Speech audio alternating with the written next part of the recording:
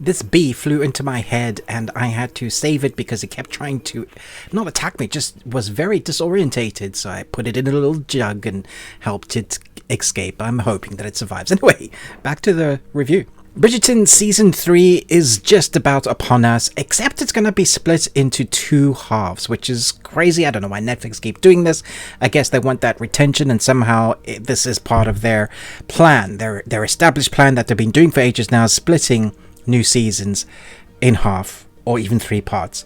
But now there's 8 episodes and we're getting the first 4, then you have to wait a month to watch the other 4. But is it worth you jumping back in? Are you excited? Which of the characters are you most eager to see either get together or get together or step out on their own or perhaps find a suitor in a debutante ball?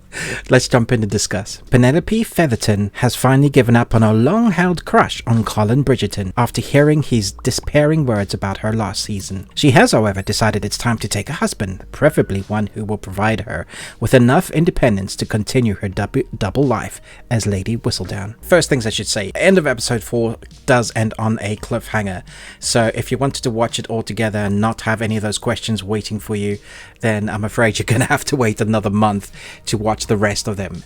It is a frustrating cliffhanger, but it does make me want to go and watch the next 4. I've been quite a fan of this series since the beginning. I don't know why or what it is.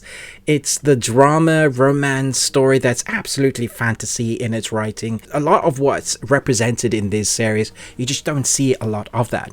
Now, for me, I grew up in a really kind of old way of thinking household, and some of those things are good and some of those things are not so good. The reason why I'm mentioning all of this is that's part of the romance that I love to see in this. My wife's always telling me, you're definitely the romantic one in the relationship. I haven't quite steeped to the level of reading romance novels. This is definitely fantasy in its storytelling. The drama that we see is hyper fixated on a particular couple that will then go into a hyper realized moment, and it'll be acted out very dramatically or emotionally. And then you have the old school way of talking. You have some people have issues with like the mixed races of different colors, black, white, every type of color is represented. And I know some people have said in the comments, well, that isn't indicative of the reality. Yes, but this is a Shondaland series and it is based on some stuff that we've had, but is a fantasy story. So, you can get over that. If you don't like it, don't watch it. This one, however, has a special place in my heart because there's the mixture of the witty banter and the dialogue that is again evidenced in the first 4 episodes between Queen Charlotte and Lady Whistledown. They're kind of back and forth, tete-a-tete, fighting, but not physically fighting, with wits and words, is always been my favorite part of the intrigue between the drama and who's going to fall in love with who and who's going to be the diamond. We do have all of that back again, and we have some raunchy moments, but it's definitely not as raunchy as it has been, let's say, the first season. The second one was even less so.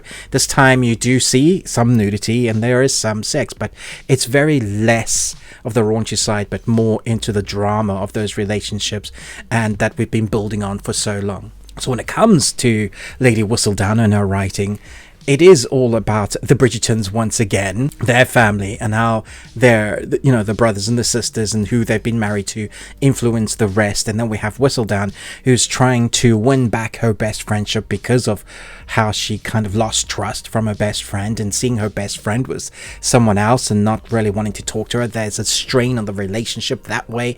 And then obviously how Colin spoke about her, she was devastated by that and kind of moved on to trying to become a bride herself, but then has to rely on Colin to help kind of find a suitor.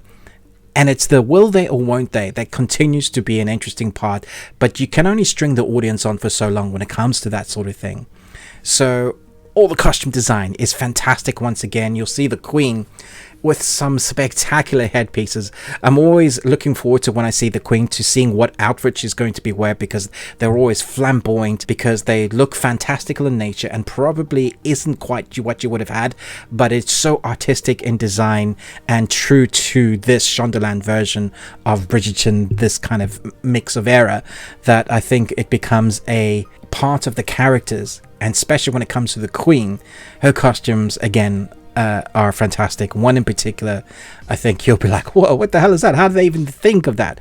And so that's very cool. So when it comes to the music and the costume design, the aesthetically pleasing dance moments, the dancers, the food, the way they speak, that is all there. Like they haven't missed a beat. I did wonder if it was going to be slightly different because we've had to wait a while to get this next season. The transition just feels like, oh, we just kind of blinked and there they are.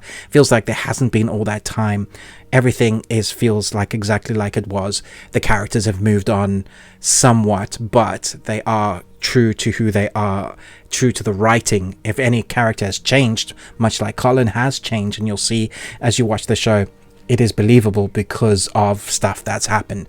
And so we go again on the adventurous drama that these stories tell us, that you can't help but be involved and choose who you like, who you're rooting for in the soap drama that is the Shondaland Bridgerton. So I love the first 4 episodes of season 3. Feels exactly like what we've been watching. You're probably going to have your favorite seasons, and I can see people not enjoying season 3 as much because of that split. But I also think if you've been a fan so far, you're going to love what they're doing with Lady Whistledown, because it is mostly on her focus, which I think we've been wanting for a while now. Seeing what she's going to be doing with her writing, what she's going to write about, that banter between the Queen and her best friend Knowing and Colin, that kind of 4-arc storyline is the thing that shapes these first 4 episodes, and the heightened crescendo of an ending leaving us going, yeah, I definitely need to watch the next bit. For me, the side relationships, I think because it's only 4 episodes, we don't get that much insight. They start building on some stories with the other characters we've come to know and love. I would like to see more of those characters, but because it's only 4 episodes and there are only 4 episodes coming to finish off the season, there is so much more that story they could tell. I do feel like we could have, a much longer series, and I think people would watch it and love it if it was written well, which this series has been for exactly what you expect it to be. The quality of the show hasn't gone down. The raunchiness has, but the wit and banter, costume design, aesthetics is all there. I'm not going to give a full points review a Nicolas Cage just because I haven't seen all 8, but so far it is leaning to a high 4. We'll see if that continues once I've finished season 3. In June. If you enjoy my content, please do like and subscribe. If you're not yet, only like 5 to 11% of people that watch my content have subscribed, but they do come back. It's a weird algorithm thing, so it would help immensely if you could share it around. And I don't think it takes too long to like and subscribe. I hate asking for that, but I am trying to make this more than a hobby. Thanks so much for watching, but most of all, until next time, remember, live long and Tuesday.